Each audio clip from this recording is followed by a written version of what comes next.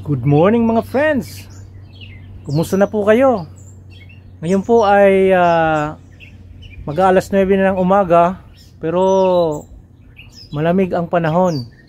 Tamang tama lang, may kalamigan ng simoy ng hangin dito po sa Pennsylvania.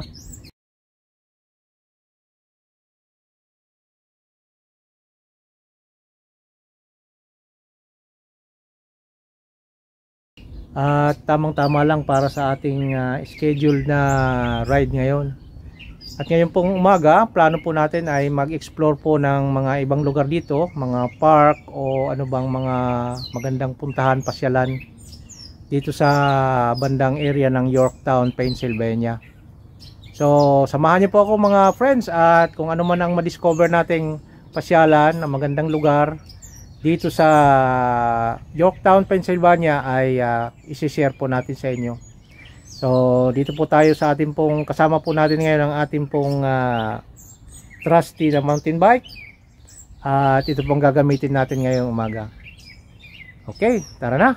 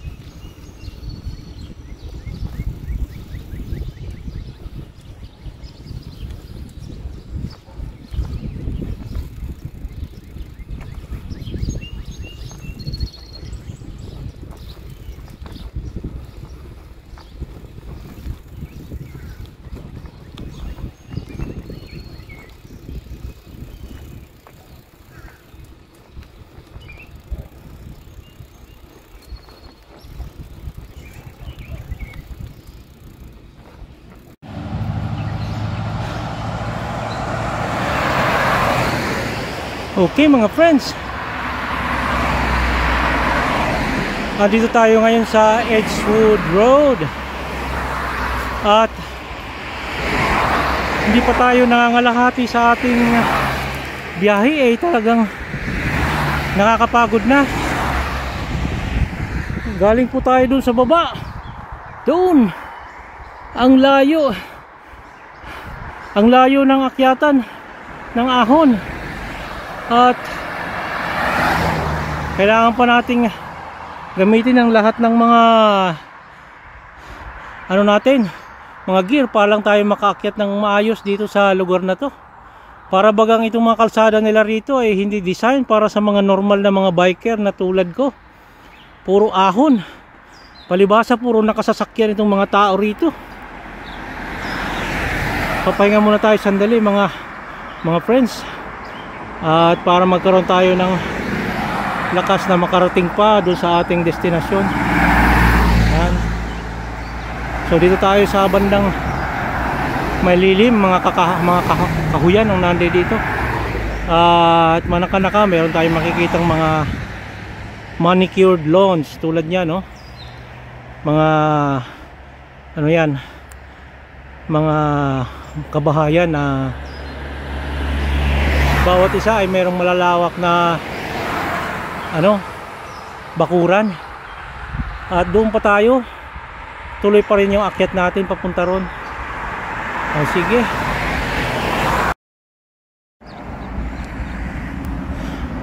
Okay mga friends, dito po tayo sa kanto ng Old Dutch Lane, at ayon sa ating Google Map ay dire-diretso lang tayo doon sa bandang baba. At mararating na po natin hindi kalayuan yung isang park na pasyalan ng mga taga rito. Ayan. So makita nyo, nandito tayo sa York pa rin. York Township at bababa tayo may bandang parke. Okay, so samahan niyo po ako mga friends.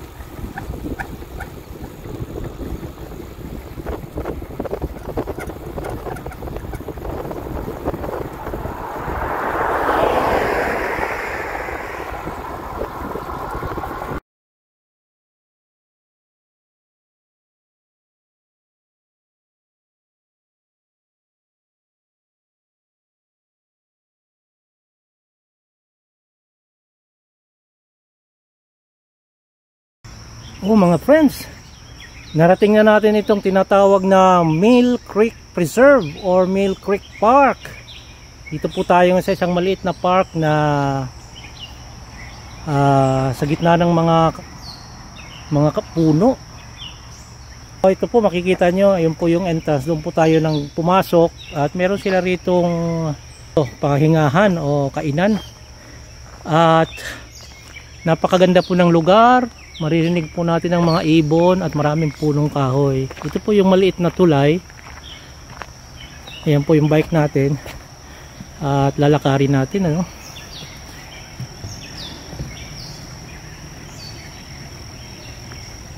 Ayan, so merong ano rito.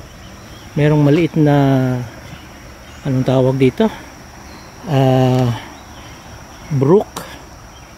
Ayan. Palagay ko talagang mainam na pasyalan nito pag weekend, para lalo na dun sa mga nature lovers na tulad natin. Ayan, pwedeng bumaba doon at magtampisaw dito sa Batis. Ayan, okay.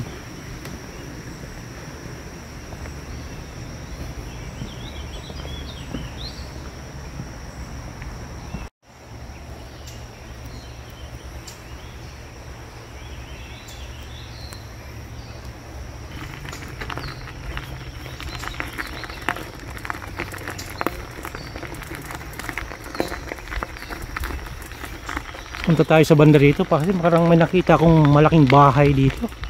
Tingnan natin kung makukuha natin sa camera yung isang malaking bahay na maganda. Sabi ng brother-in-law ko, mag-ingat daw sa mga kasukalan dito sa Pennsylvania dahil marami pa daw mga wild animals na lumalabas dito, kaya medyo ingat tayo. Meron pa daw mga brown bear na nakuhuli dito eh. Pag brown bear na, talagang iwan na natin tong bike, hindi na natin kaya. Takbo na kaagad.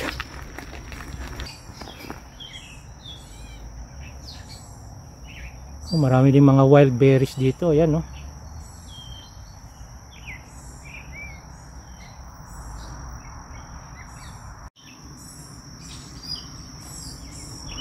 Oh, yun. May mga bahay para dito sa tuktok ng burol na ito. Ayan, no? Ayan, nakita natin may mga bahay. Hindi ko lang alam kung saan ang daan papunta ron sa kanila. Pero palagay ko mga private houses ito. Ayan.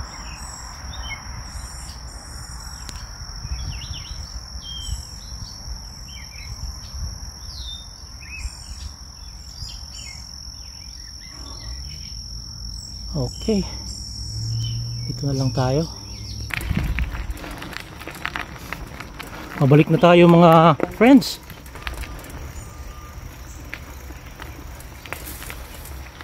Ito sa bandang tulay. At least narating na natin itong isang isa sa mga park na nakalista sa kanilang sa kanilang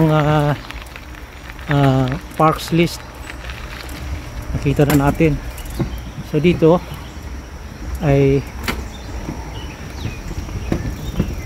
nabisita na natin. Hindi na tayo lugi sa araw na ito. Ayan.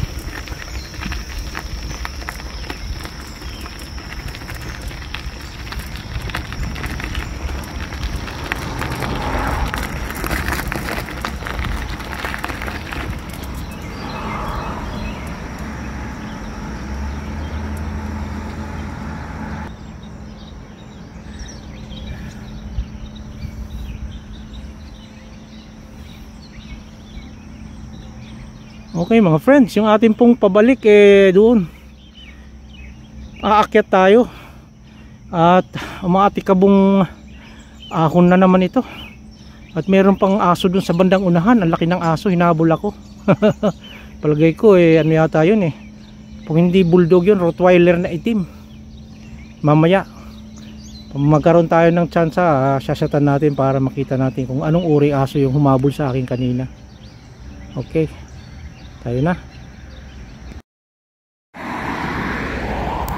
By the way my friends, andito tayo sa isang medyo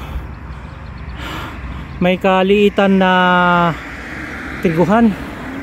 Ayan, nakita natin mga friends, may mga tanim sila rito. Palagay ko trigo ito Ayan, hanggang dun.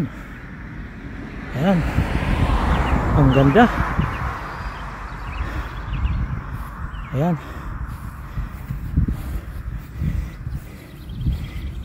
dinaanan natin.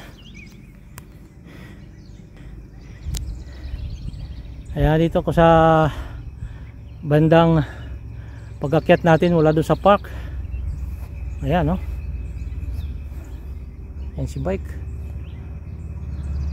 So makita nyo mga friends, dito pala sa kanila, kasama pala sa pagpapaganda yung yung kanilang mga taniman. Maganda rin palang tingnan tulad niya, Okay, so para sa kaalaman nyo, aakyat pa tayo dun sa banda ron. Doon na tayo ang rota natin pabalik.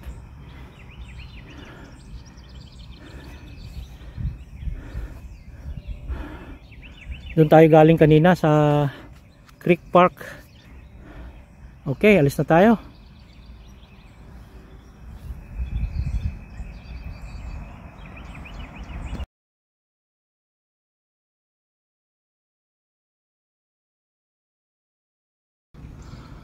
Okay mga friends, pauwi na tayo. Ito yung dinaanan natin papunta roon kanina, at ngayon ito pa rin ang daan natin tatahakin pauwi. Hindi naman kasi natin alam kung paano ang mga loop dito, at dito yata yung lugar na may aso.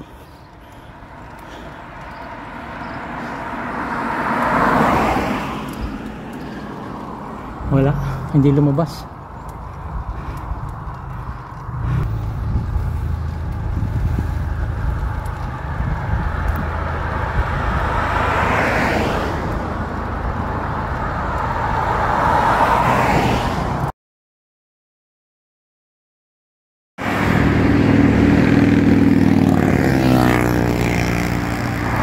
Oh mga friends, andito na tayo ngayon sa kanto ng Cape Horn at Old Dutch Lane. Dito sa kanto mismo, kakaliwa na tayo papuntang sa ating lugar. At malayo pa rin yung karsada papunta ron. At doon po tayo nang galing kanina, doon sa Creek Park. Ito po yung simbahan kanina ng New Life. At nandito po siya sa bandang kanto. Doon po sa banda ron, yun po yung papunta sa atin. Ang oras ngayon alas 10 na ng umaga, pero hindi pa mainit, tamang tama lang. Ayan. So dito sa kanto na ito, kakaliwa na po tayo papunta ron. At papunta ron, kakaliwa na tayo at pauwi na sa ating lugar. Ayan, medyo mataas po yung inakyat natin kanina doon. Galing tayo doon. Talagang hirap ng ahon para sa mga ordinary lang na biker na tulad ko. Hinahabol pa ako ng malaking aso. Hinahabol pa ako ng itim na Rottweiler. Buti na lang hindi ako inabot dahil yung tali niya hanggang kalsada lang. Hehe. kung nagkataon malaking problema. Sige mga friends, samahan niyo ako sa pag-uwi papunta roon sa kalsadang yon. Ayun na.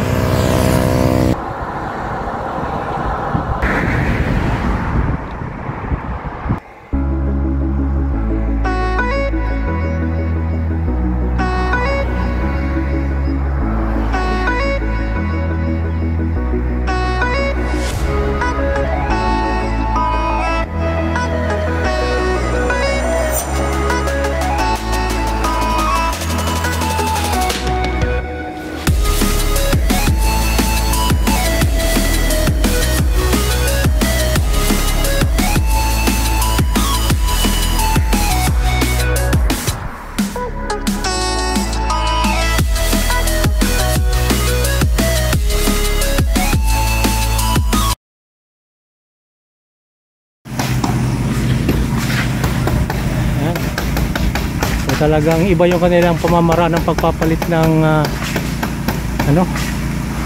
bubong. Meron silang mga special materials na ginagamit. Ayan.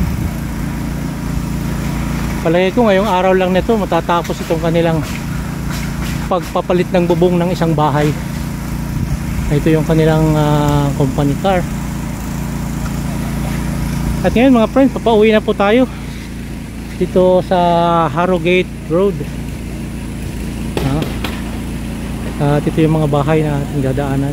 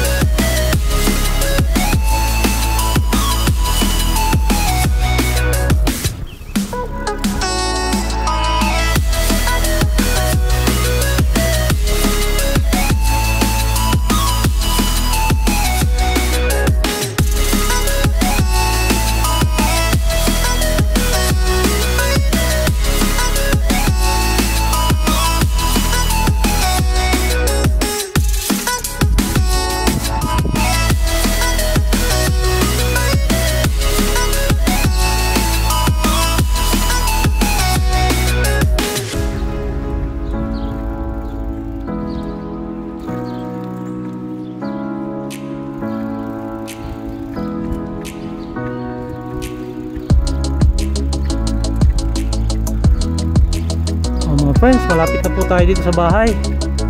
Nandito na tayo sa Pebble Ridge Road.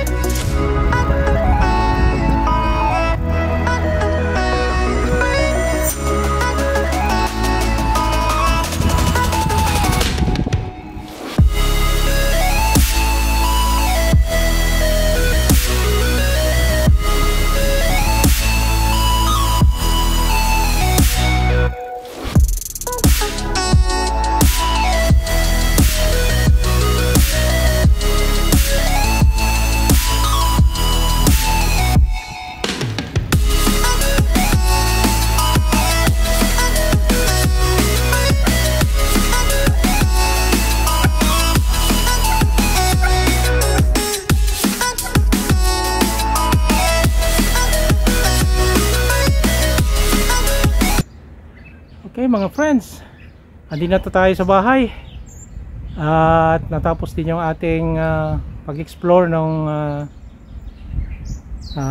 itong vicinity, itong community. Maraming salamat po sa inyong pagsama sa atin sa Turistang Biker 59. Hanggang sa muli.